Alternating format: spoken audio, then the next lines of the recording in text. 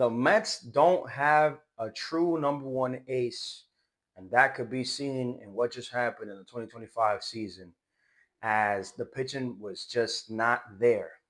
Everybody knew how good it looked on paper with Frankie Montas, David Peterson, Clay Holmes, etc. But all those pitchers either were injured or just didn't have a good 2025 season. And with all the moves that have been made in this offseason, the Mets need to get a true ace, and they need one right now. Right now. This team is not a team that is looking to win in the next 5 years. The Mets are looking to win now. The Mets fan base is hungry for a championship, like right now. Right now. And credit to be given where it's due. Nolan McLean came out in a short stint and really showed that he deserves a spot on that 2026 starting rotation. But if the free agency were to end today, this is what the Mets rotation would look like. Let's hear it. Number one starter would be Nolan McLean. Even though he didn't have a lot of exhibition, a lot of games where he played or where he pitched, in that short stint, he showed tremendous numbers where he could be thought of as a number one starter. So I would give that spot if the offseason were to end right now and the Mets didn't make any moves as far as starting pitching. I would give Nolan McLean that number one spot. Number two spot, I would give it to David Peterson. David Peterson is a veteran pitcher with the Mets. He has shown when he's on, he's nearly untouchable. The lefty is reliable, has good repertoire when his pitches. So if everything falls into place and he's healthy, he could be the number two starter. Number three starter, if healthy. We all know how Sean Manaea performed with the Mets in 2024. If you have the same Sean Manaea from 2024 in 2026, healthy, question mark, healthy, then things could be on the up and up for the Mets. Number four would be Clay Holmes. Clay Holmes in 2025 came and had a resurgence as a starting pitcher. Everybody knows that Clay Holmes was a relief pitcher for the most part, the biggest part of his career, and the Mets decided to give him a shot at the starting pitching role. He started off pretty well. I'm not gonna lie, he started off pretty well, but it seemed like he just lost gas when it came to the second half of the season. So that's a big question mark as to can Clay Holmes eliminate the walks.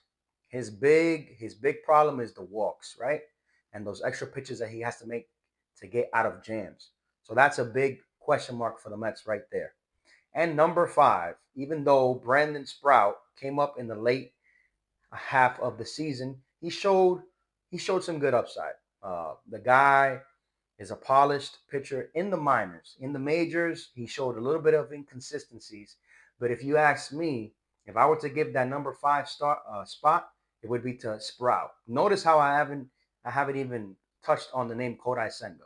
Kodai Senga, um, there was rumors that he could be a good trade piece. He blatantly told the Mets front office, "I don't want to get traded. I want to stay here." But if you want to stay here, Kodai Senga, you're gonna have to live up to your name. Um, it's been nothing but injuries for Kodai Senga the last couple years. When he's on, that fork ball is untouched. That ghost pitch is untouched when he's on.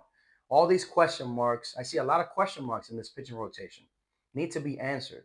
If the Mets are going to contend and they're going to go far into a playoff contending season, this is what has to happen. Most of those names can stay in the starting position, starting pitching rotation. But I don't see a true ace there. The Mets don't have a true ace. Can Nolan McLean pitch for the whole season the way he did in the short stint? We shall see. I believe in him, but we shall see. There is no true ace out there. No true ace for the Mets in what we see on paper. Now, there is some pieces that the Mets can use to make big trades. If you don't want to go out there and spend more money in this offseason, use a Jonah Tong, a Scott who's in the farm system and trade for a Freddie Peralta, a Tariq Skubal. What I think that the Mets want to do is that they kind of want to wait for the next offseason because big names will hit that free agency market like Tariq Skubal, etc. But the Mets need to win now. The Mets fan base wants a championship now, especially after letting go of all those players, letting Pete Alonso walk and go to the Baltimore Orioles, trading Brandon Nimmo to the Texas Rangers, trading Jeff McNeil to the Oakland Athletics, right? You guys are making the moves, great. But the most important moves have yet to be made, which is starting pitching. Starting pitching. Christopher Sanchez is still out there in the free agent market, and Framber Valdez is out there. These guys want to lock in their years, their final years of their MLB career. They want to lock it in. They're looking for 6 to 7 years in the contract. The Mets aren't willing to do that, so let's bargain. Let's negotiate, right? If you don't want to go for these pieces and wait till next year, where there are going to be some interesting names in the free agent market as far as starting pitching, okay, no problem. Go out there and trade for a Freddie Peralta. Go out there and trade for a Tyree Skubal. Go out there and trade for a Sandy Alcantara.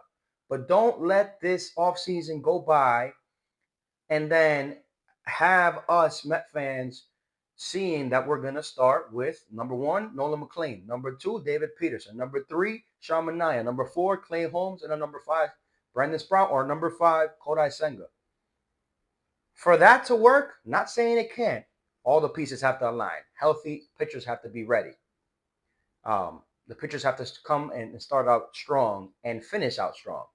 We need an ace. We need an ace. Either get a Framber Valdez if you're going to pitch out money. Christopher Sanchez could be a good move for 3 years around there.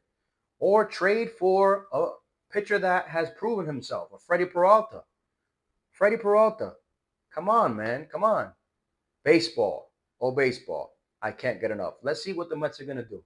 Don't forget to subscribe to the YouTube channel. Follow and like for more. It's been a pleasure. Happy New Year once again from your boy, John Carlos. I'll see you in the next video.